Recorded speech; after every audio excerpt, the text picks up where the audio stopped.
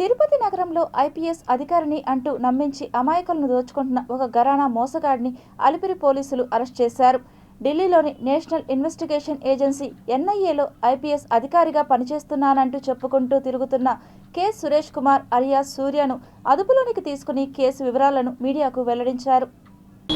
అతని కొద్ది పరిచయం ఏర్పడుతుంది. తర్వాత నాకు ఏదైనా అవసరం ఉంటే ర్యాపిడో లేకుండా డైరెక్ట్ నిన్నే పిలుస్తాను, నువ్వే నా దగ్గరికి వచ్చి సర్వీస్ అందించు అని చెప్పి అలా ఒక 10 to 15 టైమ్స్ పిలుచుకున్న తర్వాత అతను నేను సూర్య ఐపీఎస్ అని చెప్పి అతని ఏఐ అంటే ఏఐ చాట్బాట్ ఉపయోగించి అతని ఫోటోని ఐపీఎస్ ఆఫీసర్గా క్రియేట్ చేసుకొని దాన్ని వాట్సాప్లో ఇతర సోషల్ మీడియాలో అతని ప్రొఫైల్గా ఉపయోగించుకుంటూ నేను సూర్య ఐపీఎస్ ఎన్ఐఏ ఢిల్లీలో పనిచేస్తున్నాను, రీసెంట్గా హైదరాబాద్కి ట్రాన్స్ఫర్ అయ్యాను, పోస్టింగ్ వెయిటింగ్లో ఉన్నాను, తిరుపతిలో మా పిన్ని వాళ్ళ ఇంటికి వచ్చానని చెప్పి నమ్మబలికి రిటైర్డ్ అయిన గవర్నమెంట్ ఎంప్లాయీస్కి న్యూ రిక్రూట్మెంట్స్ లేవు కాబట్టి రీప్లేస్మెంట్ కింద నిన్ను గవర్నమెంట్ జాబ్ ఇప్పిస్తాను, నాకు దానికి కొంత అమౌంట్ కావాలని చెప్పి మొదట 20,000తో స్టార్ట్ చేసి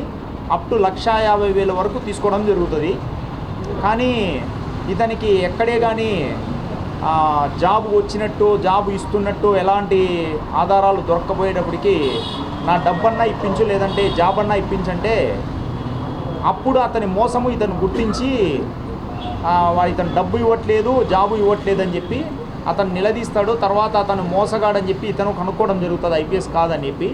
తర్వాత మనకు కంప్లైంట్ ఇవ్వగా నిన్న కేసు రిజిస్టర్ చేశాము.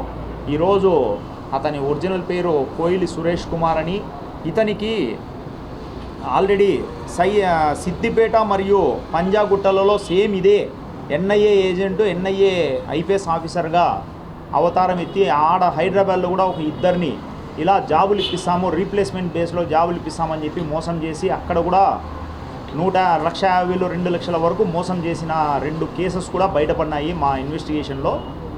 మామూలుగా ఇది 7 సంవత్సరాల లోపల కేసు అయినప్పటికీ ఆల్రెడీ ఇతను హెబిచువల్ అఫెండర్ అయినందున ఇతన్ని ఈరోజు అరెస్ట్ చేసి కోర్టు వారికి రిమాండ్ ద్వారా పంపించడం జరుగుతుంది.